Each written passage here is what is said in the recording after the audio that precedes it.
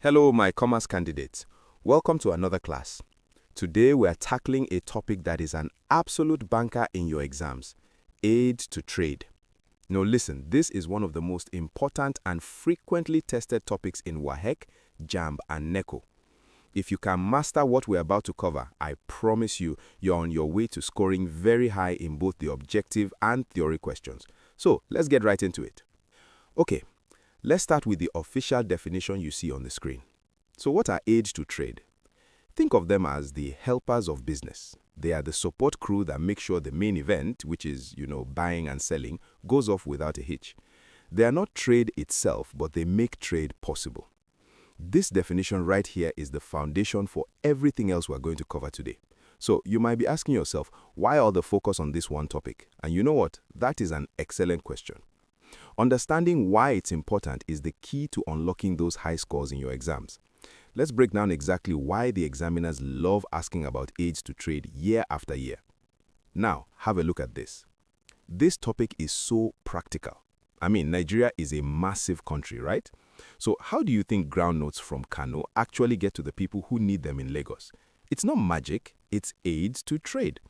Without them, business would just grind to a halt. This topic isn't just theory, it's the real backbone of our economy. And that's exactly why examiners love it. You can bet you are going to see it in your WAEC theory paper and as objective questions in JAMB and NECO. Seriously, master this and you're mastering a high-scoring topic. So here's our game plan. We'll start by explaining the 7 major aids. Then, and this is the important part, I'll show you exactly how to answer exam questions on this topic. And we'll finish up with a quick summary and some killer tips to lock this knowledge in your brain for good.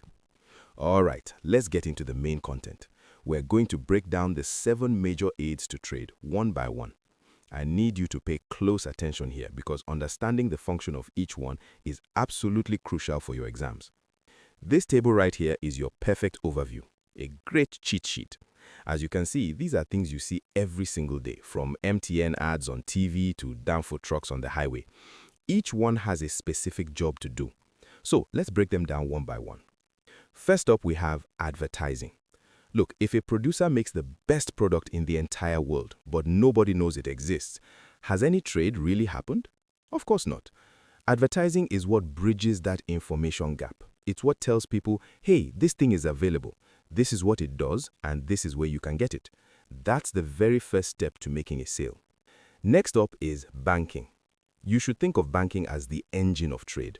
It provides the fuel, the money, whether it's a loan for a trader in Onitsha market to expand his shop or a simple POS machine to accept payments. Banking provides the financial services that keep businesses running and, more importantly, growing. Okay, let's move on to communication. How do you order something from Jumia or Konga? You use your phone, right? Or your laptop. Well, that's communication in action. It's like the nervous system of trade, allowing buyers and sellers, no matter how far apart they are, to connect, negotiate, and close deals in an instant. Now, what about risks? Let's be honest, business is full of them. Fire, theft, accidents.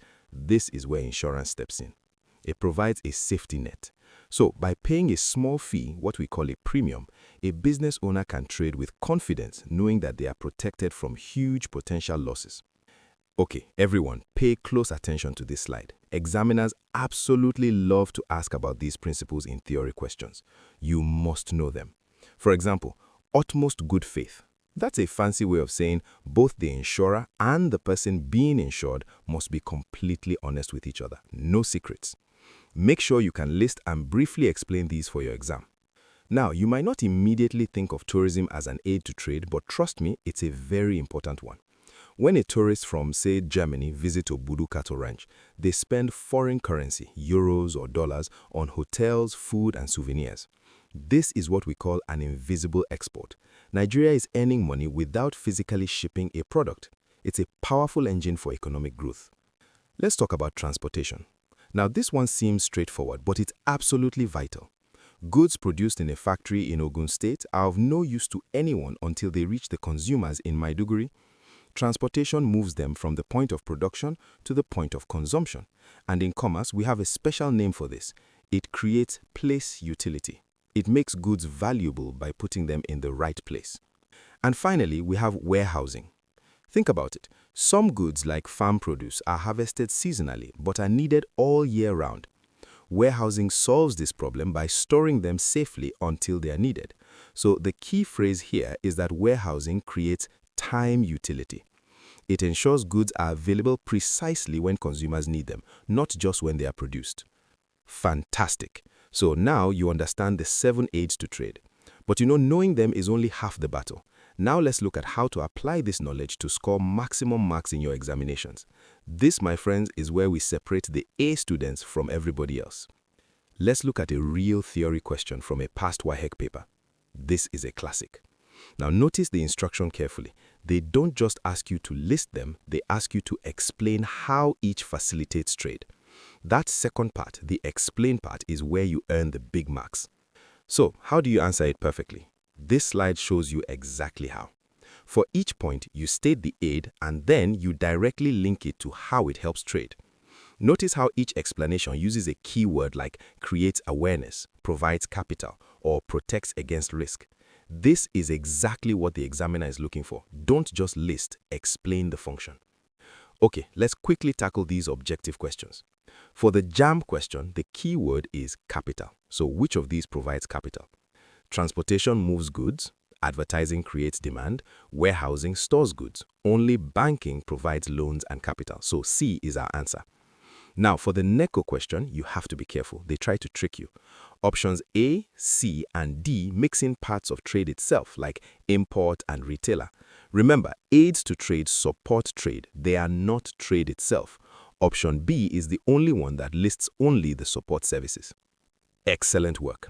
We've gone through the theory, we've practiced some real exam questions. Now let's just wrap up with a quick summary and some final tips to lock this knowledge in your brain for good.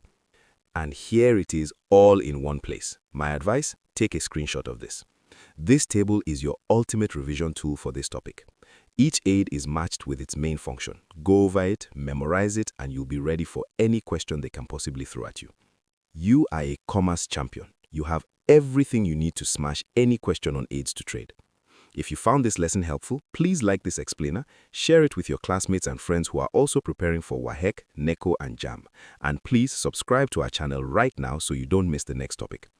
Also, make sure you visit www.examkp.com for thousands of free practice questions and answers.